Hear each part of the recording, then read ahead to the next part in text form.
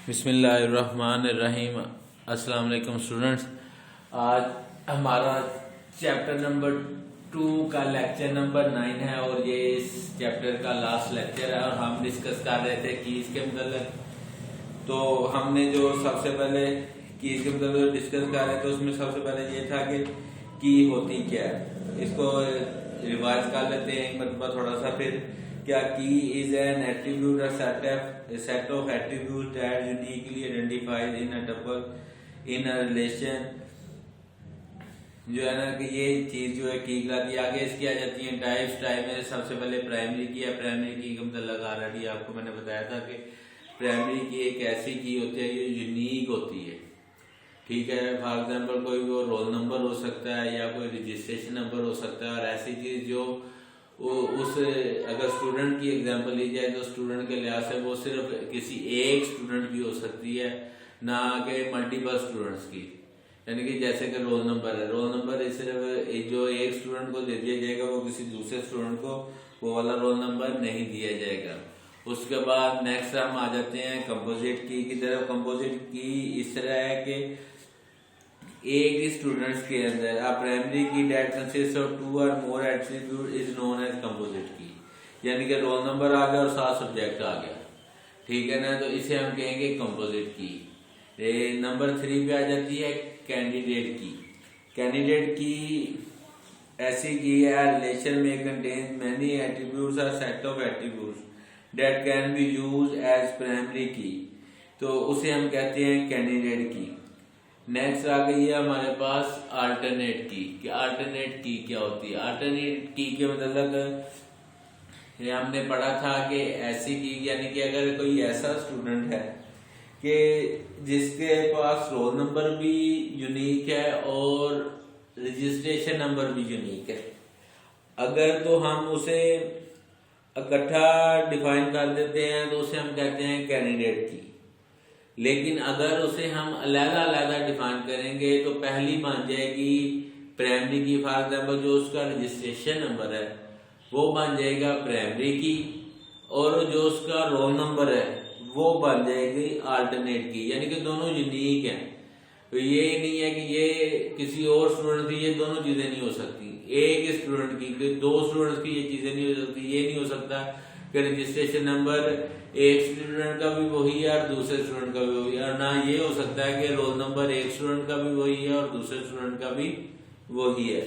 अब आ जाते हैं हम नंबर 5 पे। नंबर 5 पे आप फॉरेन की। फॉरेन की के मतलब पढ़ते हैं फॉरेन की क्या है। A foreign key is an attribute or set of attribute in a relation whose values match a primary key in an other relation। ठीक है, उसे हम कहते हैं फॉरेन की। यानी कि एट्रीब्यूट्स या सेट ऑफ एट्रीब्यूट्स में ऐसे कि एक प्राइमरी की वैल्यू को किसी दूसरे रिलेशन में हम जब कंपेयर करते हैं तो वो दूसरे रिलेशन में जो उसकी वैल्यू है उसे वो फॉरेन की बन जाती है, उसे हम फॉरेन की कहते हैं। The relation in which foreign key is created is known as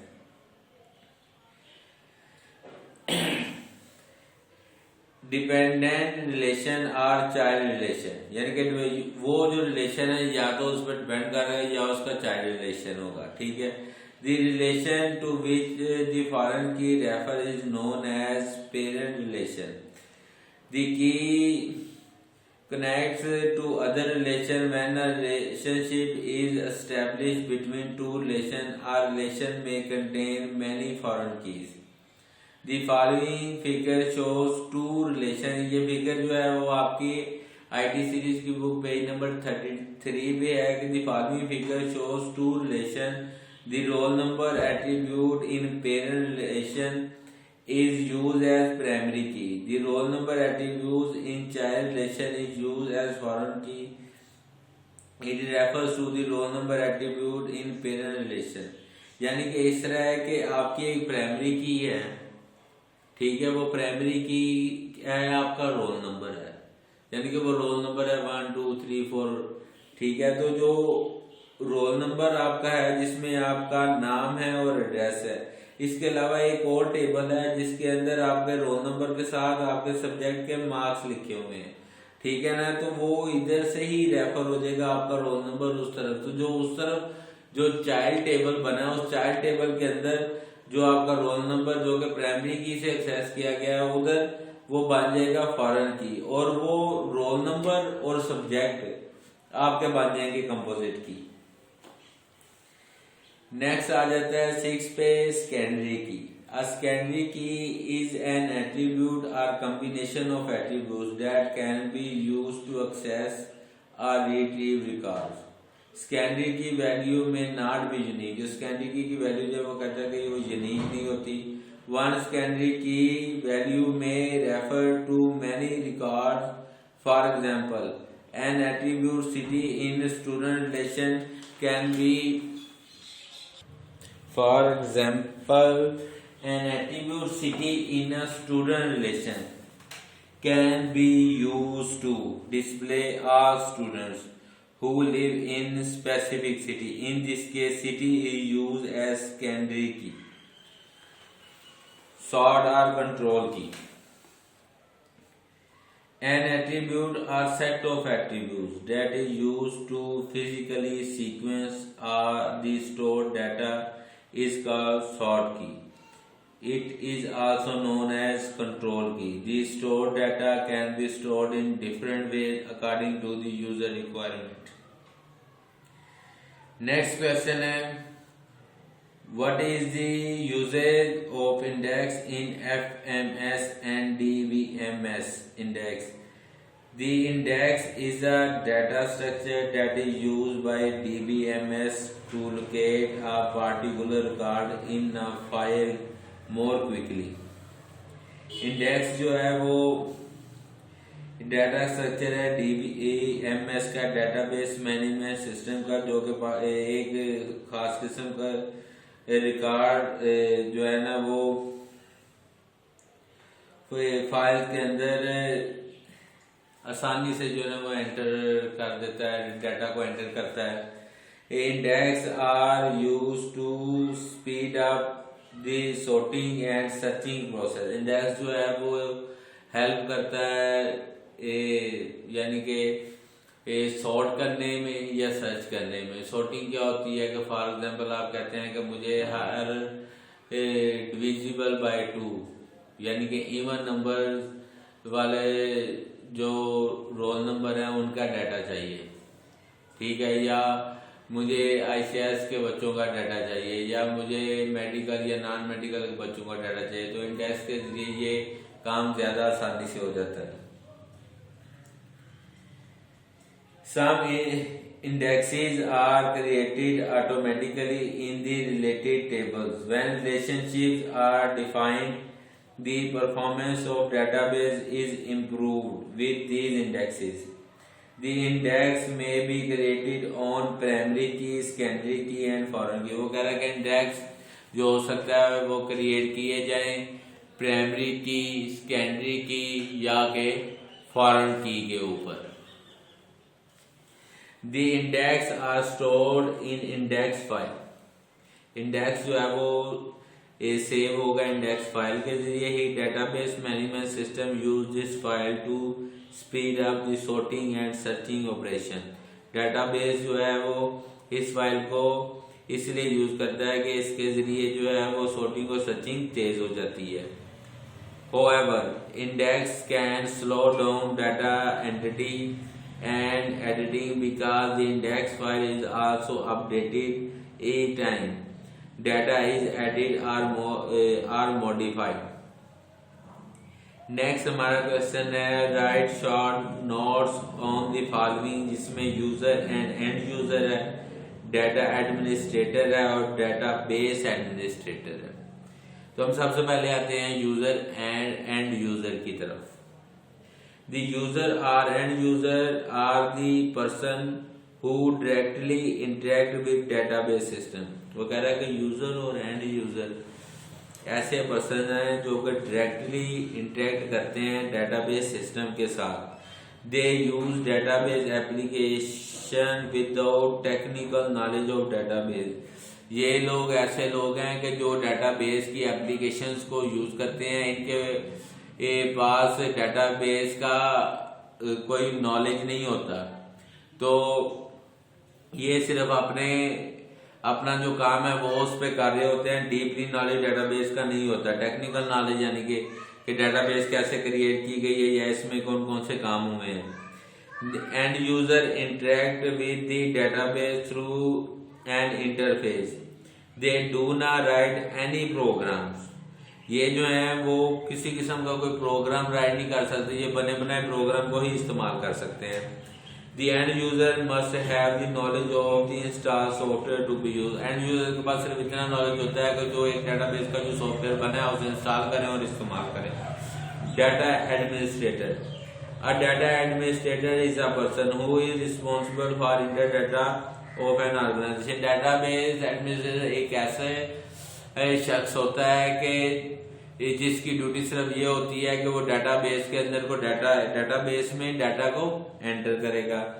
he normally develops overall functional requirements of database use in the organization, यानी कि वो इस सॉफ्टवेयर की सारी फंक्शनल रिक्वायरमेंट्स को जानता होगा जो कि उस ऑर्गेनाइजेशन में इस्तेमाल हो रही हैं। He controls and manages the whole database system. He establishes data standards and supervises the data distribution in organization. He also communicates with the user when necessary.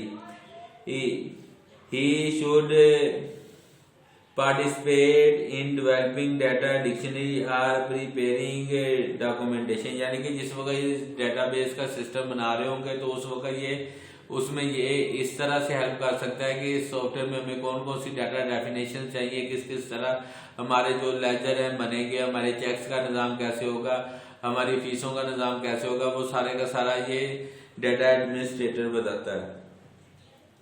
He conducts user training when required.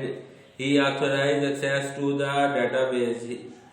He coordinates and monitors the use of database. ये database सारी बार database को enter करता है और वो इस चीज को मॉनिटर भी करता है, चेक भी करता है कि जो डेटाबेस है वो सही तरह से एंटर हो रहा है और इसकी परफॉर्मेंस सही है या आउटपुट ठीक तरह से दे रहा है कि नहीं दे रहा, हम जो चीजें इसमें एंटर कर रहे हैं वो प्रॉपरली एंटर हो रही हैं और प्रॉपरली ये डाटा सॉफ्टवेयर जो है वो वर्क कर रहा है कि नहीं कर रहा है।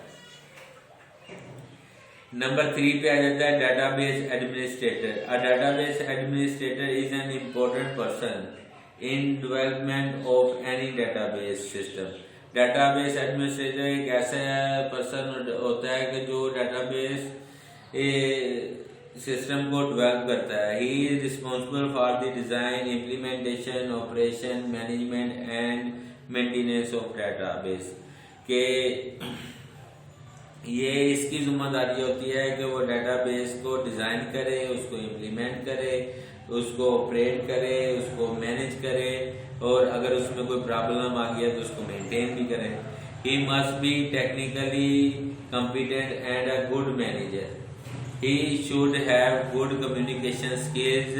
Managerial skills are important in planning, coordinating, and carrying out different tasks. Technical skills are required to understand the complexity of hardware and software. जारी बात है उसके बाद ये हार्डवेयर सॉफ्टवेयर का नॉलेज भी होना चाहिए कि अगर कोई प्रॉब्लम वगैरह आती है तो उसने किस तरह इस प्रॉब्लम को दूर करना है। Diplomatic skills are important in communicating with user and determine their needs, etc.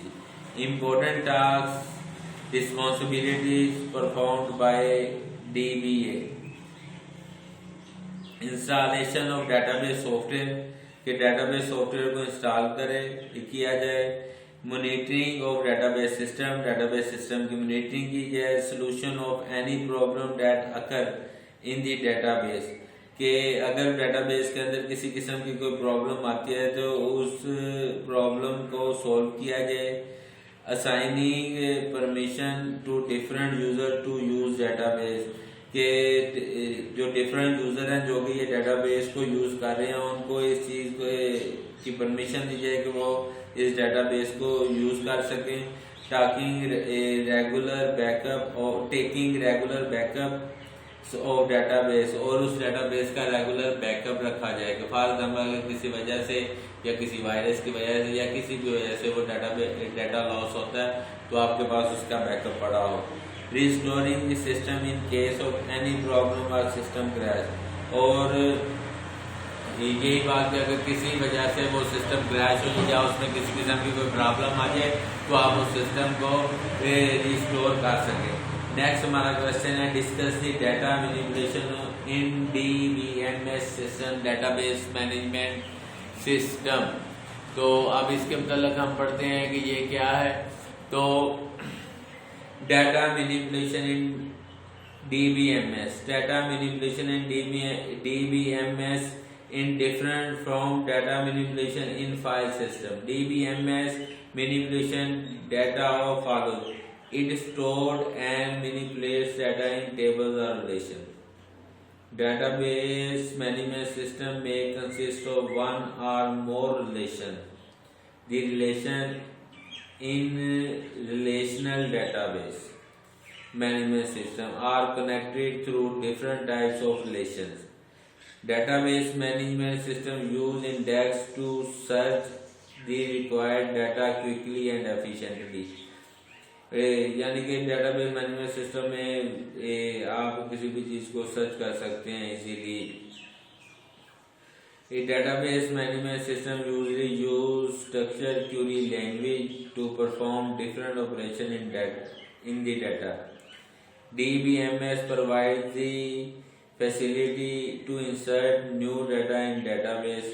DBMS provides the facility to modify existing database, और ये फैसिलिटी प्रोवाइड करती है रिट्रीव करने के लिए, और ये फैसिलिटी प्रोवाइड करती है डिलीट करने के लिए, मॉडिफाई करने के लिए, एक्सेस करने के लिए। तो आज का हमारा लेक्चर यहाँ तक ही था। तो आपका चैप्टर नंबर 2 कंप्लीट हो चुका है।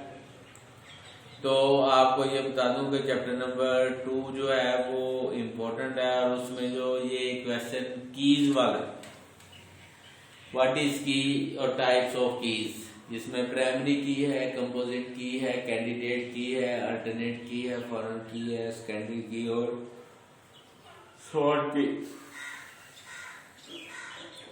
ये क्वेश्चन जो है वो पेपर पॉइंट ऑफ व्यू के लिहाज से बहुत ज़्यादा इम्पोर्टेंट है। तो आप बाकी भी जो क्वेश्चन हैं उन्हें याद करें और इस क्वेश्चन को अच्छी तरह से याद करें। और आज के लिए सिर्फ इतना ही था। इंशाल्लाह नेक्स्ट लेक्चर में चैप्टर नंबर 3 हम स्टार्ट करेंगे। और आज के लिए सिर्फ यही था। ओके, अल्लाह हाफ़िज़।